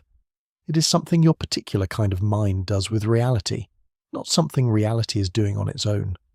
And I want to be fair, and I want to be precise, because this is not a magician's trick, and it is not a cheap paradox. This is rigorous. It is a careful application of logical reasoning to the actual structure of general relativity. Gödel was not speculating. He was not gesturing at a mood. He was proving. He took the laws of physics, our best laws, the most precisely tested laws we have, and he showed that those laws permit a universe in which the flow of time is absent, and he showed that an inhabitant of such a universe would feel the flow exactly as we do. And from those two facts, he showed that the feeling cannot be used as evidence about our own universe. Each link in that chain holds. That is why Einstein, looking for the flaw, could not find the flaw. There is no loose link to pull. Notice how completely this answers the easy dismissals from earlier. Someone wants to say, our universe does not rotate, so Gödel's universe is irrelevant. But the thought experiment you just did does not require our universe to rotate. It only requires that Gödel's universe is physically possible, that it is a lawful arrangement of matter, and it is. Someone wants to say, the time loops need impossible amounts of fuel, but the thought experiment does not involve a single rocket. It does not involve travelling anywhere. It just involves an inhabitant of Gödel's universe sitting still and feeling time pass, the way you are sitting still and feeling time pass. The whole apparatus of time travel has dropped away, and what is left is just this. The feeling is real. The feeling proves nothing, and the most certain fact of your existence has quietly turned into a question. I said earlier that intuitions have been wrong before, and I want to make that concrete here, because it is the honest context for what Gödel is asking of you. The earth feels flat. Every direct perception you have of the ground supports the conclusion that it is flat, and the conclusion is wrong. The sun feels like it moves across the sky while the earth holds still. Every direct perception supports it, and it is wrong. It is exactly backwards. An object sitting on a table feels like it is in a fundamentally different state from an object flying through the air, at rest as opposed to in motion. And relativity showed that this too is not the deep truth, that rest and motion are relative, that there is no privileged state of being still. Every one of these was an intuition so universal, so constant, so woven into ordinary experience, that for most of human history nobody even thought to question it. and every one of them was overturned, not by a stronger feeling, but by a careful argument that showed the feeling could not be trusted to report what we assumed it reported. Gödel's claim is that the flow of time belongs on that list, that it is the next universal intuition in line to fall. The difference is only that this one is harder to give up because it is not a belief about the ground or the sun or a moving object. It is a belief about the texture of being a self. You might want to resist all of this. You might want to say that physics has lost its way, that the equations have seduced their own practitioners into mistaking elegant mathematics for reality, that a timeless formula no more proves a timeless universe than a still photograph of a river proves the river does not flow. That is a real position, and it is held by serious people, and we're going to give it its honest hearing before this video is done. But here, at this moment in the argument, I want you to stay with the discomfort rather than escaping it, because the discomfort is the point. Gödel handed Einstein a proof, and Einstein could not break it, and the reason he could not break it is that there is nothing there to break. The argument holds, and what it leaves you with is your own present moment, the one you are in right now, held out in front of you at arm's length, no longer something you can simply trust, no longer obviously a window onto the universe rather than a property of the particular creature doing the looking. Now, if Gödel had been the only one to ever arrive at this place, you could perhaps still hope it was a fluke, one brilliant, strange logician, one strange universe, one clever argument. Maybe it is just a quirk of his particular solution. But he was not the only one, and the part of this story that should genuinely unsettle you, more than the logic, more than the thought experiment, is that physics found its way to the same conclusion again, by a completely different road, starting from a completely different place, not even trying to. We turn to that next. Part 9. The equation with no time in it. In 1965, a physicist named John Archibald Wheeler had a couple of hours to kill at an airport in North Carolina, in the Raleigh-Durham area. Wheeler was one of the genuine giants of 20th century physics. He had worked on the Manhattan Project. He was the man who coined the term black hole, gave it the name that stuck. He had spent decades thinking about the deepest structure of space-time, and on that day, with a layover to fill, he picked up a telephone and called a colleague named Bryce DeWitt at the University of North Carolina and asked if DeWitt could come and meet him. DeWitt drove to the airport, and he brought something with him. He brought a particular way of writing down the equations of general relativity, a formulation that had been put into a shape that looked, to a trained eye, ready for a specific and very ambitious operation. The operation was this. Take the classical theory of gravity, Einstein's theory, and quantize it. Apply the rules of quantum mechanics to it. Do for the gravitational field of the entire universe what an earlier generation of physicists had done for the hydrogen atom back in the 1920s. Take the classical description, promote its quantities to quantum operators, and see what kind of quantum theory falls out the other side. DeWitt laid this out for Wheeler in the airport, and Wheeler, by every account, became tremendously excited. He was a man who could recognize the significance of an equation the way a musician can recognize, in a few notes, the significance of a chord progression. He declared, more or less on the spot, that the equation for quantum gravity had been found. That declaration was, in one sense, premature, and we should be honest about that. Quantum gravity, a complete and final theory uniting Einstein's gravity with the quantum world, remains unsolved to this day, more than half a century later. The equation that came out of that airport meeting, which became known as the Wheeler-DeWitt equation, and which DeWitt published in full in 1967, is at best an approximation, a first sketch, of whatever the final theory will turn out to be. So Wheeler was wrong to call it the answer.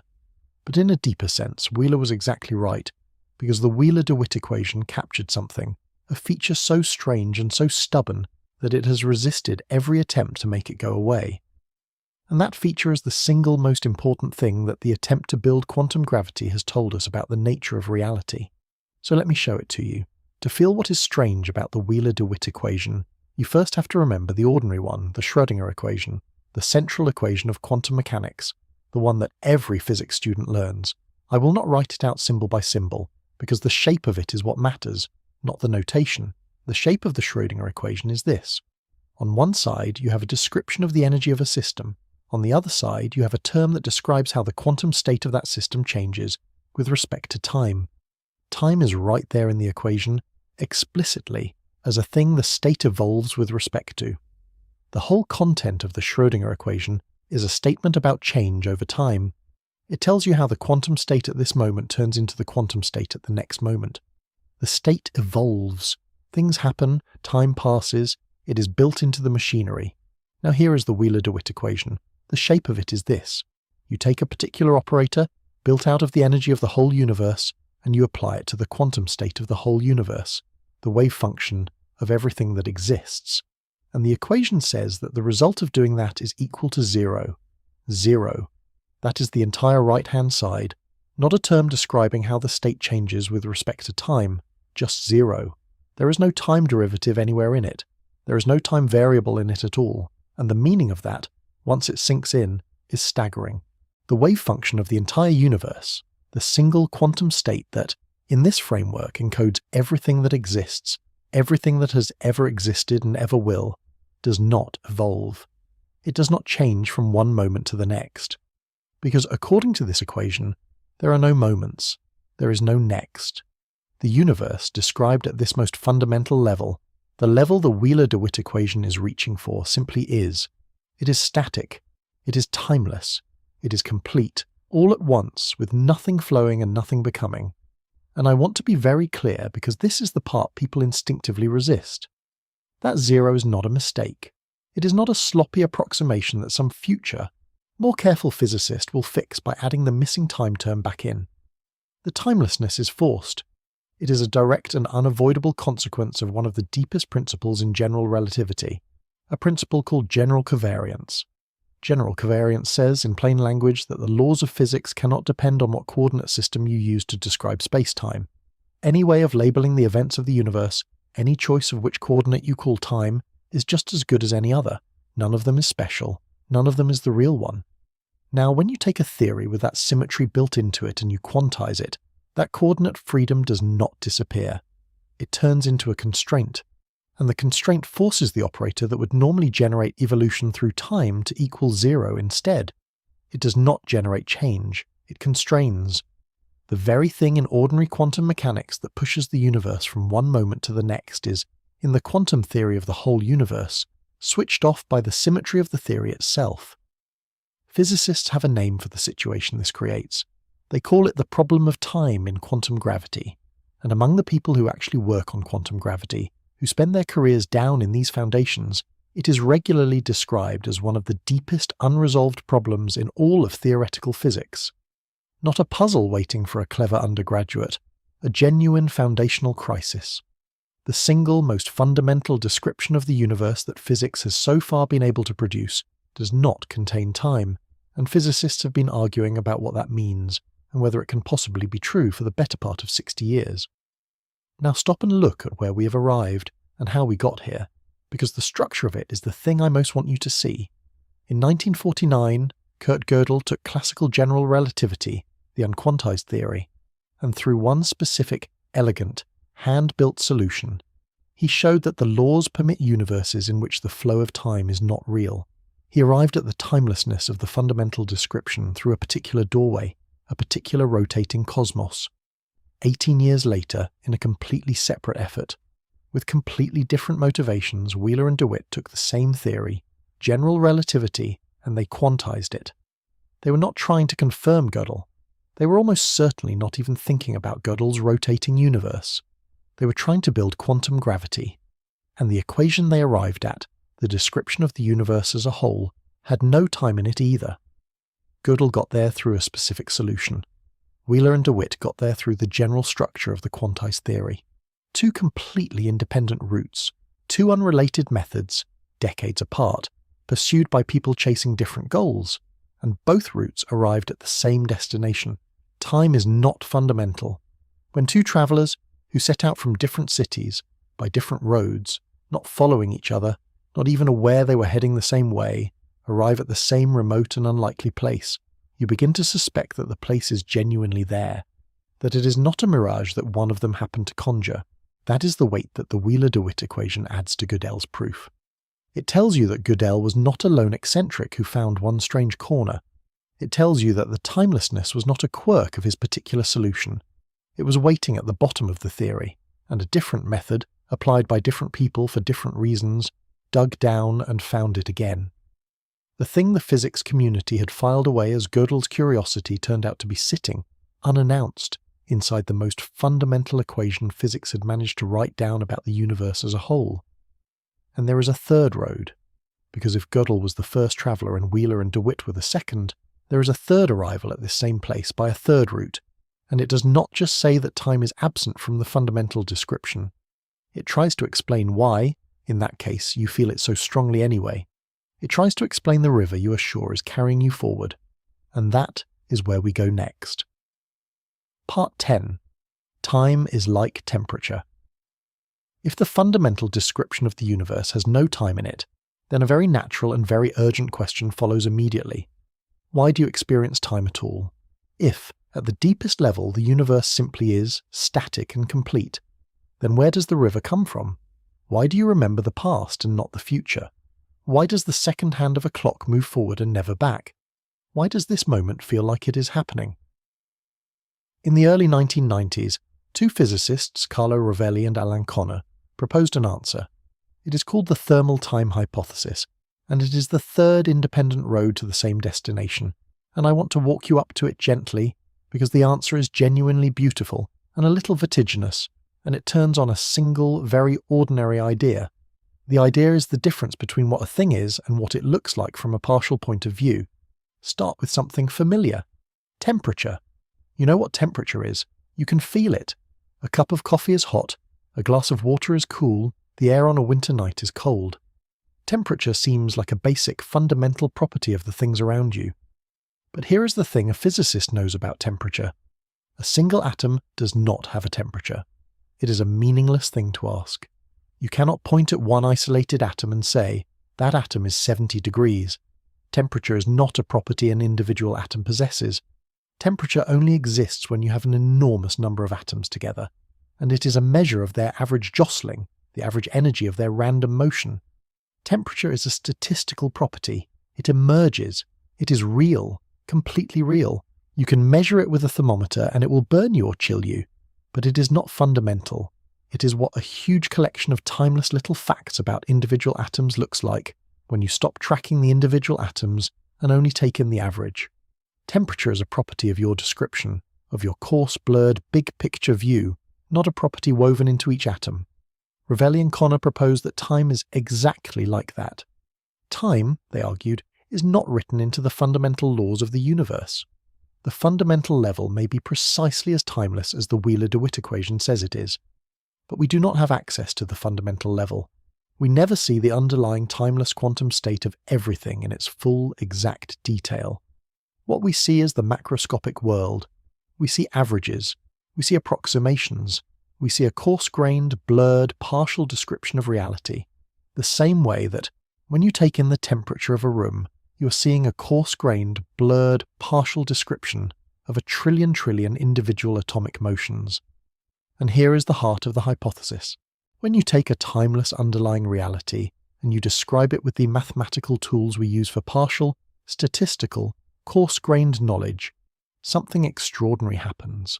A flow appears, a parameter emerges naturally out of the mathematics, and that parameter behaves exactly like time.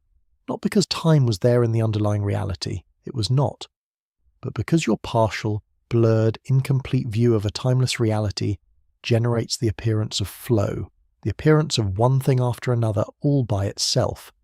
Read that again, because it is the whole thing. Time on this view emerges from our ignorance. Not ignorance as a failing, not ignorance as a mistake we could correct, but ignorance as a structural fact about being a large, warm, macroscopic creature that can only ever take in the blurred average of reality, and never the exact, complete, microscopic whole. The flow of time is the shape that a timeless universe takes on when it is viewed by something that cannot see all of it at once. It is a thermometer reading. It is the reading on the instrument of a universe that does not, at the deepest level, possess the thing the instrument appears to be measuring. Carlo Rovelli spent the following decades developing this into a full picture, and he laid much of it out in a book called The Order of Time, where he goes through our common sense idea of time and dismantles it, feature by feature, calmly, one piece at a time. Consider just a couple of the pieces, because they are not speculative, they are measured fact.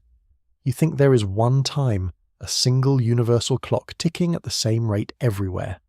There is not. Clocks tick at measurably different rates depending on where they sit in a gravitational field. A clock on the floor of the room you are in runs very slightly slower than a clock up on a shelf, because the floor sits a little deeper in the Earth's gravity. The difference is tiny, a matter of fractions of a second over a human lifetime, but it is real. It has been measured directly with atomic clocks, and it means time is not one thing. It is local. Its rate depends on where you are. The satellites of the global positioning system, the ones your phone uses to know where it is, run measurably faster than clocks on the ground by around 38 millionths of a second every day, and if engineers did not constantly correct for that difference, the whole positioning system would drift into uselessness within hours. Your phone's ability to find itself is a daily working confirmation that time does not pass at one universal rate. And consider the direction of time. You feel that time has a direction, that it flows from past to future, and you naturally assume that direction is built into the laws of physics. It is not. The fundamental equations of physics, the deep ones, are very nearly all time symmetric. They work just as well running forward as running backward. If you filmed two billiard balls colliding and played the film in reverse, the reversed collision would also be a perfectly valid physical process, breaking no law. The only reason the large-scale world has a clear arrow, the only reason an egg breaks but never unbreaks, a cup shatters but never reassembles, ice melts but never spontaneously refreezes out of a warm puddle, is the second law of thermodynamics. The tendency of disorder, of entropy, to increase. And that law is not a fundamental law in the way gravity is. It is a statistical tendency. It says that systems drift toward their more probable, more disordered arrangements, simply because there are overwhelmingly more disordered arrangements than ordered ones. The arrow of time, the whole felt direction of it, is not a deep law. It is a consequence of the fact that our universe happened to begin in an extraordinarily ordered low-entropy state, and has been drifting statistically toward disorder ever since. The direction of time is once again an accident of initial conditions, which is exactly word for word the conclusion Gödel reached by his completely different route. A second physicist, Julian Barber, reached a kindred conclusion by a different path again, and laid it out in a book called The End of Time. Barber argued that reality, at bottom, consists of nothing but configurations. He called them nows. Each now is a complete, frozen, total arrangement of everything that exists, every particle, every field, all of it, captured in a single instant, like a single perfectly detailed photograph of the entire universe. And these nows do not flow. There is no stream carrying you from one to the next. Each now simply is. Some of these configurations happen to contain structures that look like records. They contain things that look like memories, like fossils, like tree rings, like the layered strata of rock, like photographs. And those internal structures, those records sitting inside a single frozen now, create the appearance, from the inside, of a history, of a past that led here. But on Barber's view, the appearance is all there is. No time actually passed between the now that contains a dinosaur's bones in the ground and the now that contains you standing in a museum looking at those bones. Both nows exist. The relationship between them is structural, a matter of how their contents are arranged, not temporal. The Big Bang in this picture is not an event that happened a long time ago. It is just a particular configuration, a special now, distinguished by its extreme simplicity and order. The overwhelming sense you have that the Big Bang happened first and you came along much later is, Barber argues, exactly the kind of illusion Gödel had identified back in 1949. It is a feature of the records contained inside the nows, not a feature of any flow between them. So now you can see the full shape of the convergence, and it is worth saying it plainly. Three roads, classical general relativity, through Gödel in 1949, the quantization of gravity through Wheeler and DeWitt in the late 1960s, and thermodynamics and statistical mechanics through Ravelli and Connis in the early 1990s. Three different starting points, three different mathematical frameworks, three different groups of people who were for the most part not working on each other's problems and not trying to reach each other's conclusions, and all three roads, followed honestly to their ends, arrive at the same place. The flow of time is not a fundamental feature of the universe. The flow you feel is not a property of reality. It is, in some precise sense, a property of you. Now, I owe you the other side of this, honestly, and here it is. Not every serious physicist accepts this picture. The most prominent dissenter is a physicist named Lee Smolin, who, in a book called Time Reborn, argues forcefully for the opposite. Smolin insists that time is real, that it is fundamental, that it is the one thing we should not give up. And his core argument is a sharp one, and it deserves real respect. He argues that physicists have been seduced by the sheer elegance and beauty of their timeless mathematical models into committing a basic error, the error of mistaking the map for the territory. A timeless equation, Smolin says, does not prove a timeless reality, any more than a still photograph of a river proves that the river does not flow. The photograph is timeless because photographs are timeless. That tells you about photographs. It does not tell you the river is frozen. The mathematical models leave time out, he argues, because of how we choose to build mathematical models, not because the universe left time out. And the debate between Smolin's view and the timeless view, between those who hold that only the present moment is real and those who hold that all moments are equally real, is genuine, and it is unresolved, and brilliant people sit on both sides of it. I am not going to tell you it is settled, because it is not. But I will tell you, as honestly as I can, what the weight of it looks like when you stop being diplomatic and simply lay it out. On the side of time being fundamental, you have Smolin's philosophical argument, which is a good one, and you have the enormous, universal, lifelong force of human intuition, the overwhelming feeling that time is real. On the other side, you have Gödel's exact solution to Einstein's equations and his 5-step argument that, in 75 years, no one has refuted. You have Einstein's own written admission that he could not refute it. You have the Wheeler-DeWitt equation and its total absence of a time variable. You have the thermal time hypothesis showing how the appearance of time could emerge from a timeless reality. You have Barber's timeless cosmology. You have decades of closed time-like curves surfacing again and again in solution after solution of the equations. That is not a balanced scale.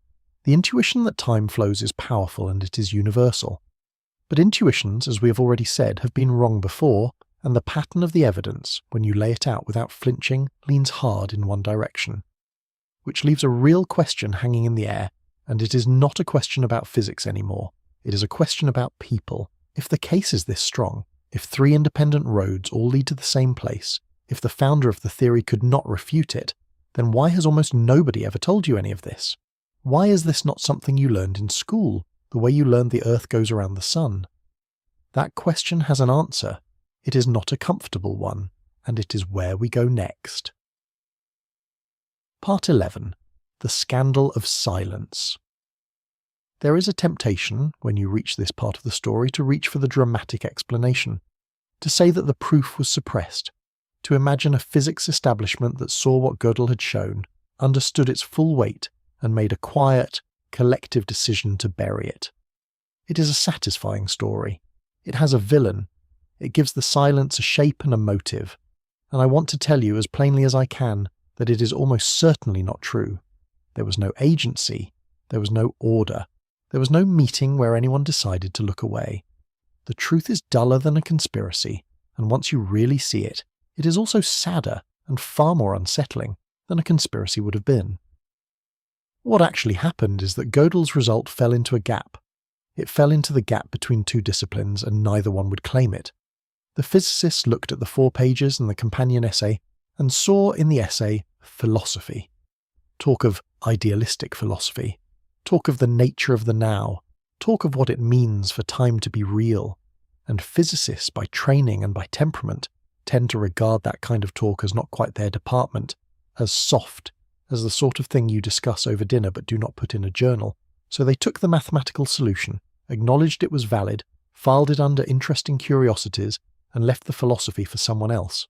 And the philosophers, on their side, looked at the work and saw general relativity, dense with field equations and cosmological constants, and the technical machinery of theoretical physics, and many of them concluded that this was not quite their department either, that it was physics, and besides, it had been written by a logician, by someone known for incompleteness theorems, not by a card-carrying philosopher of time. So each side looked at the result, saw the part of it that belonged to the other side and set it down. And the most consequential thing said about the nature of time since Einstein's own work simply lay there, in volume 21 of the Reviews of Modern Physics, gathering dust, while the intellectual world moved on around it as though it had never been published. The philosopher Palle Jorgrau, who has written more carefully about this than almost anyone in a book called A World Without Time, called the neglect of Gödel's work on time one of the great scandals of modern intellectual history. But notice, it is a scandal of inattention, not a scandal of conspiracy. And I want to insist on that distinction, because it is the genuinely disturbing part. A conspiracy, at least, requires that someone understood the result and took it seriously enough to want it hidden. What actually happened required no one to understand it, and no one to take it seriously at all. It required only that the result belonged to no one's job, and that should unsettle you more than a cover-up, because a cover-up is rare and dramatic and the sort of thing a determined investigator could expose, while this, the rooting around of a true and important thing simply because it sat in the seam between two fields, this is ordinary. This is how a great deal of knowledge is quietly lost, not destroyed, just unclaimed. And the dismissal, when it was made at all, took a specific and revealingly shallow form. The argument ran like this: Gödel's universe rotates. Our universe, as far as we can measure, does not rotate.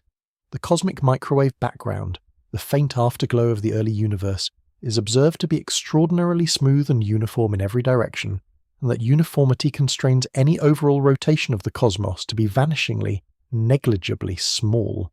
So, the dismissal concluded, Gödel's solution does not describe our universe, and therefore it can be set aside. You already know why this fails because you have walked through the 5 steps. Step 5, the transfer argument, was built precisely to absorb this objection in advance. Gödel granted from the start that our universe might not rotate. He granted that cosmic time might be definable in our particular cosmos, and then he showed that it does not matter, because the mere lawful possibility of his universe is enough to make our time an accident rather than a necessity. The dismissal answers a question Gödel never asked. It measures the rotation of the universe and presents the measurement as a refutation, when Gödel had explicitly told everyone in advance that the rotation of the universe was not the point. It is as if someone laid out a careful logical proof, and the response was to check, very thoroughly, a fact that the proof had already conceded in its first line. The transfer argument was never engaged. It was never answered. It was simply walked past while everyone busied themselves with the telescope. And here is the thing that should really land. Gödel's proof did not stay an isolated curiosity that physics could quarantine. The equations of general relativity kept producing the same structure, over and over, from different directions, as if the theory were trying to tell physicists something they did not want to hear. In 1963, a New Zealand mathematician named Roy Kerr found the exact solution describing a rotating black hole. And the Kerr solution is not exotic. It describes essentially every real black hole in the actual universe, because real black holes spin. And deep inside the Kerr solution, in a region beyond the horizons, the mathematics contains closed, time-like curves. Time loops, inside the most common kind of black hole there is. In 1974, the physicist Frank Tipler showed that a sufficiently long, sufficiently dense, rapidly rotating cylinder would also produce closed time-like curves. In 1988, Kip Thorne and his students, working out the physics of traversable wormholes, found that a wormhole could be turned into a time machine. In 1991, J. Richard Gott showed that cosmic strings, hypothetical defects left over from the early universe, could generate time loops if 2 of them passed each other quickly enough. Rotating universes, rotating black holes, wormholes, cosmic strings, spinning cylinders. The theory did not grudgingly permit time loops in one bizarre corner. It produced them, naturally, abundantly, under a wide range of conditions again and again, and the response, each time, followed the same pattern. The pattern that had been set by the reaction to Gödel. Find a reason why you could not reach the loops. The black hole interior is probably unstable, so you could never survive to the time loop region. The cylinder would have to be impossibly long. The wormhole would need exotic matter. The cosmic strings have never been observed. Each of these objections is reasonable on its own terms, but notice what the pattern is. The equations produce time loops. The response is always to find an engineering reason why you personally cannot get to them. the response is almost never to stop and ask the deeper question, the Gödel question. Why does the theory keep producing them in the first place? What is the theory telling us about the nature of time if this structure keeps falling out of it no matter where we look? The clearest single example of the avoidance is Stephen Hawking's response. In 1992, Hawking published a paper in the journal Physical Review D, and it had a title that tells you everything. It was called the chronology protection conjecture. Hawking's idea was that quantum effects not yet fully understood would step in and prevent closed time-like curves from ever actually forming, that the universe somehow protects the ordering of cause and effect. He even gave it a memorable line, suggesting there is a chronology protection agency that keeps the universe safe for historians, and offering half-jokingly the absence of hordes of tourists from the future as evidence. It is a charming paper, but look closely at what it actually is. Look at that one word in the title. Conjecture, not theorem, not law, not proof. A conjecture is an educated guess. Hawking did not prove that the universe forbids time loops. He proposed that it must, and offered some arguments for why it should, in certain specific cases. And in the decades since, other physicists have found cases where his arguments do not hold. More than 30 years later, the chronology protection conjecture remains exactly what it was on the day it was published. Unproven. A hope. And think about what the very existence of that conjecture admits. Hawking, one of the great physicists of the age, looked at the closed time-like curves that general relativity keeps producing, and he concluded that the problem was serious enough to require a brand new principle of physics to deal with. Not an application of known physics, a new law, a new principle, invented specifically to forbid something that the existing equations explicitly permit. That is an extraordinary thing to need, and he could not prove the new principle was true. The chronology protection conjecture is not a refutation of Gödel. It is a monument to how much physics wanted one and could not build one. There is a small detail from Gödel's final years that I have already mentioned once, but it belongs here, in this part, more than anywhere else, because now you can hear it properly. Gödel, in those last decades, would ask the cosmologists who visited him, "Is the universe rotating yet?" And they would tell him, "No, the data says it is not." They thought he wanted the universe to spin. He did not. He was a logician. He knew the rotation was never the point. What he was really asking, every single time behind those 4 words, was, has anyone in all this time actually grappled with what I proved? Has anyone answered step 5? And the answer he got, every single time, dressed up as a fact about the cosmic microwave background, was no. He spent the last years of his life asking, in the only way he could bear to ask it, whether the world had heard him. And the world kept answering a different question, and calling it a reply. He could not find the error, we said of Einstein, back at the start. By the end, that sentence had grown to fit an entire discipline. The physics community could not find the error either. In 75 years, no one has produced a refutation of Gödel's argument. They did not answer it. They changed the subject. And the man who had handed the world that argument, as a gift, on a friend's birthday, was meanwhile sitting in a house on Linden Lane, growing thinner, growing more afraid, running, in the most literal and terrible way, out of time. That is where this story has to end, with the man himself. Part 12. Out of Time. It is the 14th of January 1978.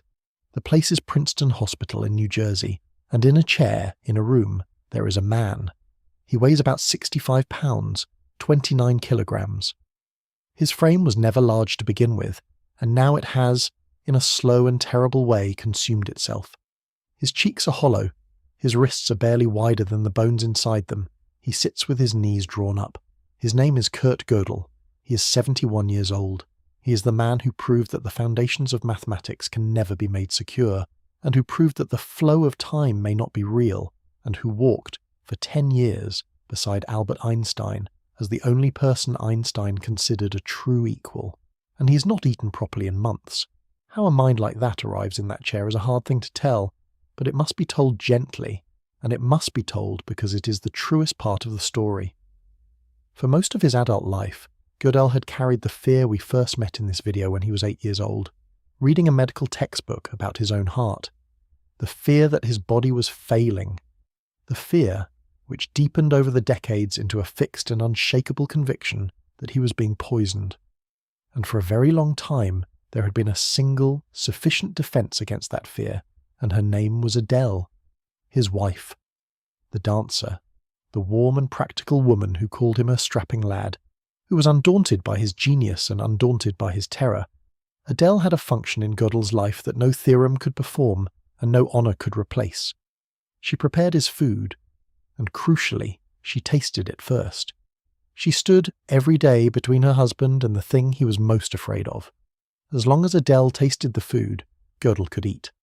The fear was held back, not by reason, because reason had never been able to touch it, but by her. In late 1977, Adele suffered a stroke. She was hospitalized for months. She could not come home. She could not cook. She could not taste. And the single defense that had stood between Kurt Gödel and his oldest fear was suddenly gone, and without her he would not eat. It was not that there was no food. Friends brought meals, the institute arranged for help, nurses tried everything they could think of.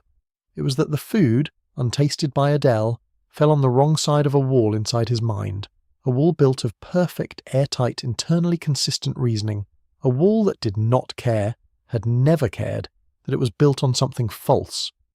A nurse named Elizabeth Glinker, who attended him in those final months, later described what his eating actually looked like. A typical day's intake for this man was a single egg in the morning, a spoonful or two of tea, sometimes a little milk or a little orange juice. For lunch, he might have some string beans, never meat. And there is one detail in her account that I think about more than almost anything else in this whole story. She said that when they finally managed to persuade him to eat some carrots, she called it a real breakthrough. A real breakthrough. Those are the words a caregiver reaches for, and they were being applied to the achievement of getting one of the most powerful minds in the history of human thought to eat a carrot. The honours had never stopped arriving all the while. He had been awarded the National Medal of Science, the highest scientific honour the United States government can give, in 1974. He had declined to attend the White House ceremony, even when they offered to send a private car. He had been elected to the Royal Society, to the National Academy of Sciences, to the great learned bodies of the world. The honours had accumulated around him like light gathering toward a point. And not one of them could cross the wall. Not one of them could reach the man in the chair. The friend who might have reached him was already long gone. Einstein had died in April of 1955, and that loss had hollowed Gödel in a way that nothing afterward could match. The walk stopped. The daily conversation, the one mind that could follow the whole arc of his reasoning without flinching, the one person who took his ideas about time and reality with full seriousness, was gone. In the 23 years between Einstein's death and his own, Gödel became steadily more withdrawn, more fearful, more sealed inside the logic of his own terror. The economist Oscar Morgenstern, their mutual friend, spent his own final months, even as he himself was dying of cancer, trying desperately to arrange help for Gödel, taking phone calls from him at all hours, calls full of elaborate and intricate fears. Morgenstern died in the summer of 1977, 6 months before Gödel. One by one, the people who could stand between Gödel and the wall had been taken away, until there was no one left, and the wall was all there was. The death certificate, when it was finally written, recorded the cause of death as malnutrition and inanition, brought on, it said, by personality disturbance. And Gödel's biographer, a man named John Dawson, wrote the sentence that stands, I think, as the most precise and most heartbreaking epitaph a logician could ever be given. Dawson wrote that Gödel, unable to escape from the inner logic of his paranoia to adopt as it were a meta-theoretical perspective, succumbed to starvation in the grip of his obsessive fear of being poisoned, and then Dawson added a final clause, and it is the one that I cannot get out of my head. He wrote that, like the actions of an inhabitant in one of those timeless universes Gödel had envisioned, his death was and was not of his own volition. I want you to feel the full, terrible symmetry of how this man's life closed. Kurt Gödel's entire genius, his one signature move, repeated across arithmetic and across general relativity, and even across the Constitution, was the ability to step outside a formal system and see the truth about it that the system could not see about itself. That was incompleteness. That was the whole method. You cannot fully understand a system from inside it. You have to climb out, take the meta-perspective, look down. He could do that with the deepest formal structures human beings have ever built. He did it better than anyone who has ever lived, and at the end, the one formal system he could not climb out of, the one structure whose hidden truth he could not reach because he was trapped inside it, was his own mind. The logic of his fear was airtight. It was consistent. It was, in its own dark way, a perfect formal system. And he could not get a meta-theoretical perspective on it. He could not step outside. The man who taught the world that no system can fully see itself died as living proof of his own theorem, sealed inside a structure he could not escape. And the man who proved that the passage of time is, very probably, an illusion, ran out of time, in the most literal and visceral and human way that a person can. He left behind 4 pages. 4 pages, in volume 21 of the Reviews of Modern Physics. They have been sitting there now for 77 years. They have never been refuted. In the decades since Gödel's death, his conclusion has been independently confirmed. Not by people defending him, but by people pursuing unrelated problems, by Wheeler and DeWitt quantizing gravity and finding no time in their equation, by Ravelli and Connor deriving the appearance of time from thermodynamics. 3 roads, the same destination. And yet, to this day, students learn general relativity. They learn the famous solutions, the Schwarzschild solution, the Keir solution, the expanding Friedmann models, and most of them never hear the name of the Gödel solution. They do not learn the 5 steps.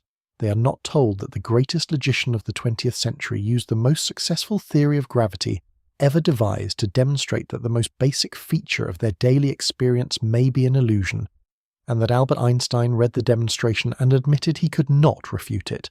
And you're somewhere right now, listening to this, and you can feel time passing. You can feel it in the way these words seem to arrive, one after another.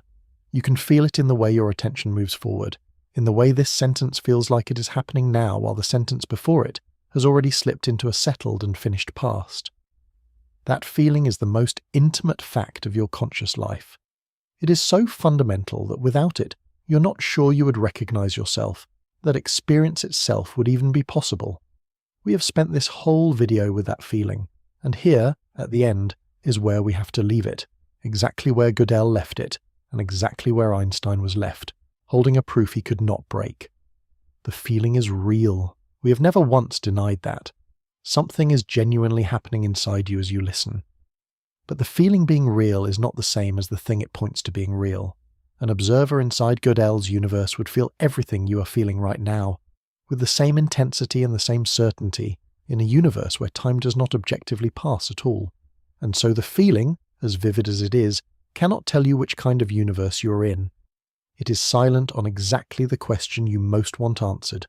The equations, the same equations that predict the orbits of binary pulsars to a staggering precision, the same equations that told physicists exactly when and where to look to catch the gravitational waves of 2 black holes colliding 1 billion light-years away, those equations do not contain the flow.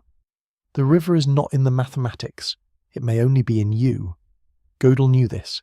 He knew it on those long walks under the Princeton trees, 2 exiles from a vanished world, talking about the deepest properties of the new world they had found inside the equations. He knew it when Einstein died, and the walks ended and the silence began to close in.